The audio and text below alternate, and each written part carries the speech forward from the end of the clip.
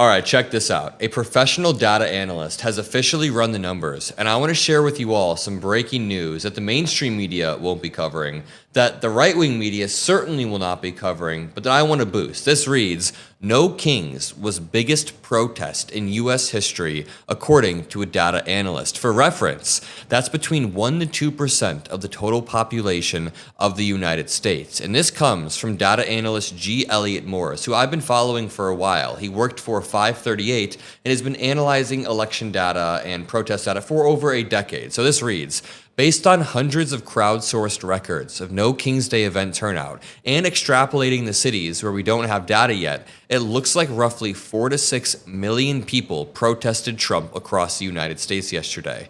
Mobilized anti-Trump resistance is exceeding 2017 levels. And if you look at this chart, you can see how many more political protests there have been in 2025 than 2017. And I think of it like a rubber band. Like, as authoritarianism pulls in one direction from the Trump admin and the people around him, we have democracy pulling back in the other direction in the form of tens of thousands of protests happening over the course of the past 6 months, and many of them happening over the course of a few specific days, like Hands Off or No Kings or other protests regarding ICE raids. Now, I want to really quickly show you one of my favorite clips from my No Kings live stream. Listen to how perfectly this dude encapsulates our feelings with the Leave My Neighbors Alone sign. Make sure you drop a like. Make sure you subscribe to join the crew and see more content like this. Can you explain to me how you felt about the brazen, reckless deportations lately?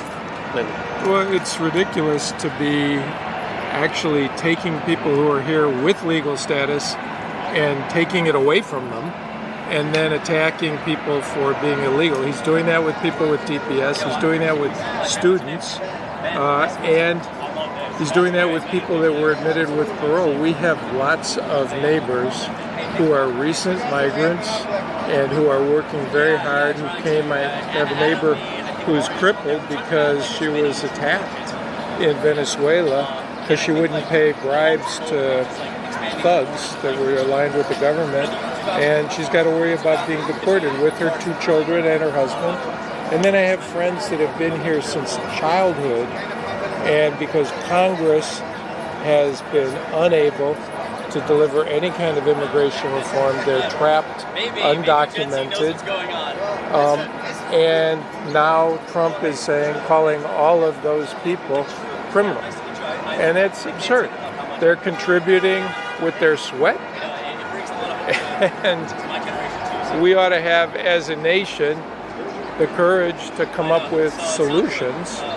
And I'm talking Democrats as well as Republicans. Oh, yeah. Now, there's more to the clip that I want to play in just 1 second, but pay attention to how normal and empathetic the people at these protests are. I mean, it just says, leave my neighbors alone. That comes in stark contrast to the mass deportation now signs that you saw. Maybe that's why Trump's approval rating is rapidly dropping. I mean, the same data analyst G. Elliott Morris said, the small bounce in Trump's approval rating from May has now subsided. According to our average, his net rating is negative 9.1, just 1 point off his all-time low just after the tariff snafu in Abrego Garcia case was his low. And now he is beginning to drop even further. I'm guessing the war that's breaking out in the Middle East isn't going to help him, but let's check out this article. The No Kings protests in every state may have been the biggest day of demonstrations in American history, a data analyst has suggested. Make sure you drop a like. Make sure you subscribe. This is some amazing, amazing stuff. We not only boost pro-democracy content facts, but we go on the ground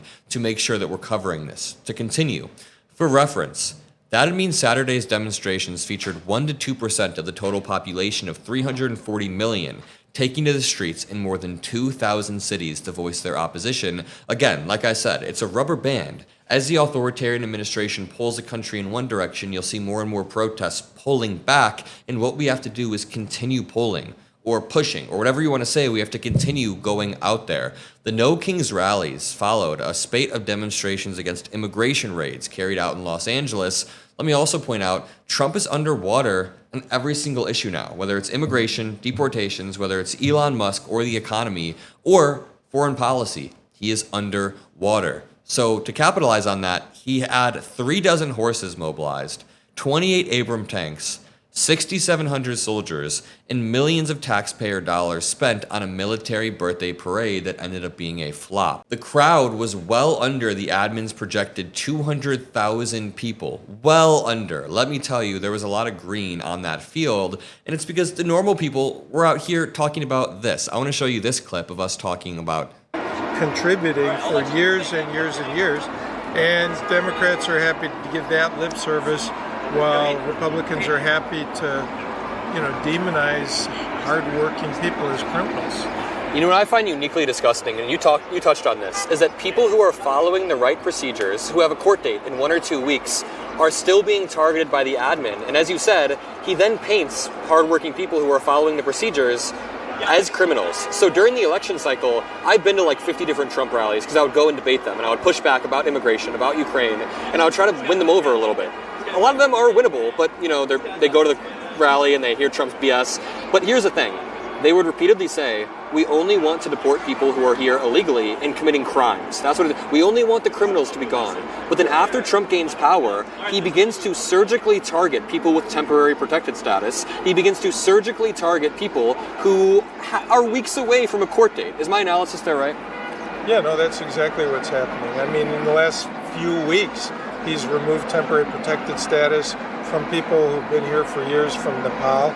I think he's of course done it to Venezuelans, to Cubans, to Nicaraguans. He's about to do it to Hondurans who've been here for as long as 35 years, unable to get a path to citizenship, and all of a sudden they become undocumented.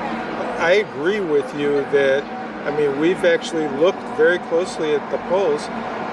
What's happening with people that voted for Trump is at an almost 80% margin of primary voters, Republican primary voters. They support citizenship for Dreamers.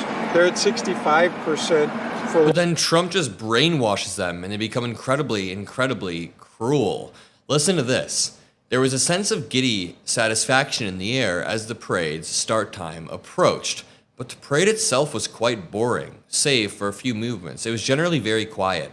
So quiet you could clearly hear the creaks and squeaks of the armored vehicles, with intermittent music that was constantly being lowered so that the parade narrator could announce each battalion. Weak chants of USA popped up every 10 minutes or so. While this was happening, the largest protests in the history of America potentially were popping off across many different states. So I just want you all to give a round of applause to anybody that showed up, even if you weren't able to show up. I've had many conversations with people that either weren't able to due to mobility issues, or they had to watch their kids, or they had other commitments that day. That's totally fine. Trust me, I understand being busy, but the good thing is we mobilized at historic numbers and came together, a bunch of like-minded people pushing towards one cause, and let's be happy about that. Let's keep pushing. Let's win back the midterms. Let's do more protests. Make sure you join the membership below. You can subscribe to the channel below. Drop a like. I love you all. See you in the next one. Peace out.